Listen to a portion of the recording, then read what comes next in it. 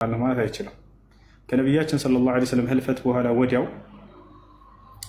ዑመር ብን አልኸጣብ እና አቡበክር ስዲቅ ረዲየላሁ ዐንሁ የነቢ ሰለላሁ ዐለይሂ ወሰለም ሁለቱ ኸሊፋዎች እስኪ ዛሬ እንሂድና ኡሙ አይመንን እንጠይቃት እንዘይራት አሉ። ምክንያቱም ኡሙ አይመንን ነቢ ሰለላሁ ዐለይሂ ወሰለም እየሄዱ ይዘይሯት ነበር።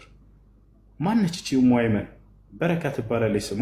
ኩንያዋ ደግሞ አይመን የሚባል ስላላት ኡሙ አይመን ትባላለች። የአይመን እናት ትባላለች። ማነች? ኢትዮጵያዊት ነች፣ ሀበሻዊት ነች። ኢትዮጵያዊት ነች፣ ሀበሻዊት ነች። ነቢያችን ሰለላሁ ዐለይሂ ወሰለምን ያሳደገች እንደ ሞግዚት ሆና ያሳደገቻቸው ሴት ነች። አማኝ ነች፣ አሳድጋቸዋለች። ነቢይ ተደርገው በተላኩ ጊዜ በነቢይነታቸው አመነች። ይቺ መልካም ሴት ነች። ነቢያችን ሰለላሁ ዐለይሂ ወሰለም ይችን ኢትዮጵያዊት ሴት መን አራደ አን የተዘወጀ እምረአተ ሚን አህሊል ጀና ፈልየተዘወጅ ቢሃዚሂል መርአ ብለዋል። የጀነትን ሴት ማግባት የፈለገ ሰው ይችን ኢትዮጵያዊት ሴት ያግባ ብለዋል። ከኢትዮጵያዊዎች የጀነት የተባሉ ይነፋሉ። አንደኛ እርሷ፣ ሁለተኛ ቢላል ረዲየላሁ ዐንሁ ቦታቸዋል የጀነት ናቸው ብለው ኢትዮጵያውያን የጀነት ተብሎ የተመሰከረላቸው። የአንዲትን የገነት ሴት ማግባት የፈለገ ሰው ይችን ኢትዮጵያዊት ሴት ያግባ ብለው ቃል በቃል ተናግረዋል። ማነች እርሷ? በረካ ትባላለች። ኡሙ አይመን ይቺ ሴት ነች ነቢያችን ሰለላሁ ዐለይሂ ወሰለምን አቅፋ እንደ ልጅ ያሳደገቻቸው። ተመልከቱ፣ ኢትዮጵያውያኖች ከነቢ ሰለላሁ ዐለይሂ ወሰለም ጋር ልዩ ትስስር ነበራቸው።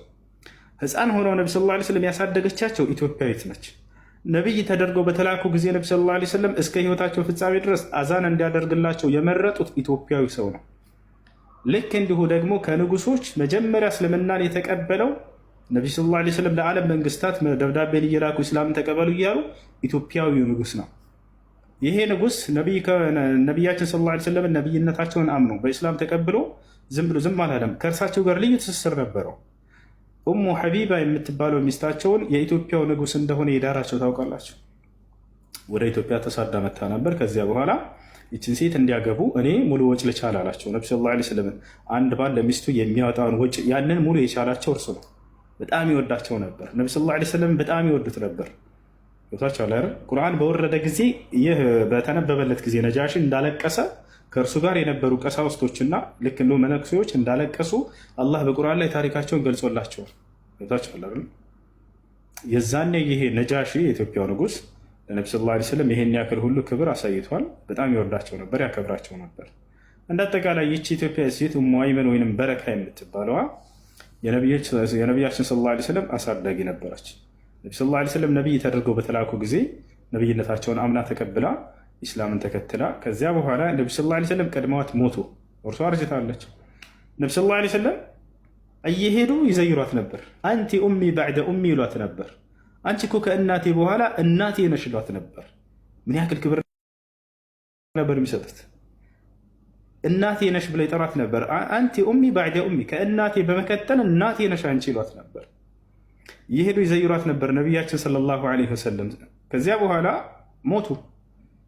በሞቱ ጊዜ አቡበክር ስዲቅ እና ዑመር ብን አልኸጣብ የነቢ ሰለላሁ ዐለይሂ ወሰለም ምትኮች ነቢያችን ሰለላሁ ዐለይሂ ወሰለም እየሄዱ ሲዘይሯት የነበረችዋን እናታቸውን ከእናታቸው በኋላ ሂደን እኛ ምንዘይር የነቢያችንን አደራን ጠብቅ ብለው ሄዱ። ዑመርና አቡበክር ወዲያው ሄዱና አሰላሙ ዐለይኩም ያ ኡም ማለት እናታችን አሰላሙ ዐለይኩም ማለት። ከዚያ በኋላ በከት አለቀሰች።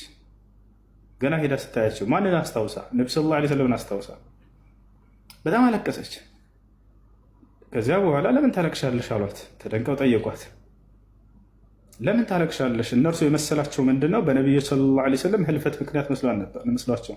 አዎ ያም አስለቅሷታል። ነገር ግን በዚያ ምክንያት አይደለም አሁን ላይ እያለቀሰች ያለችው።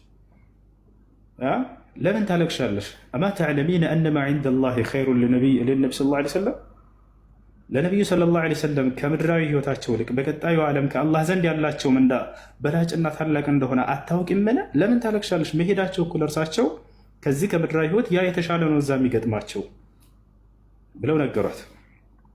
አለም ዛሊክ፣ ይህን እናውቃለሁኝ ያ የተሻለ እንደሆነ ለእርሳቸው አለች ብለው ነገሯት። ወላኪነኒ አብኪ አለች፣ ነገር ግን እኔ የማለቅሰው ሊንቅጣዕል ወሕይ፣ መለኮታዊ ራእይ በእርሳቸው ህልፈት ምክንያት መቋረጡን ለዚህ ነው ያለቀስኩት አለች። ምክንያቱም እርሳቸው ሲያርፉ ጊዜ ኸላስ የመጨረሻ ነብይ ናቸው፣ የመጨረሻ መደምደሚያ ነብይ ናቸው አይደለ? ነገር ግን ወላኪነኒ አብኪ ሊንቅጣዕል ወሕይ፣ መለኮታዊ ራእይ በእርሳቸው ህልፈት በመቋረጡ ነው ያለቀስኩት አለች። እና ኡሙ አይመን ኢትዮጵያዊዋ ሴት ነች። በጣም መልካም ሴት ነበረች። ነቢ ሰለላሁ ዐለይሂ ወሰለም ያሳደገቻቸው እርሷ ነች። ነቢ ሰለላሁ ዐለይሂ ወሰለም ከእናቴ በኋላ ሁለተኛዋ እናቴ እያሉ የሚጠራት ነበረች። አማኝ ነበረች። የጀነት ሴት ተብላ የተመሰከረላት መልካም ጻድቅ ሴት ነበረች። እና ይሄ ነው ሙሴ። ሌላ ጥያቄ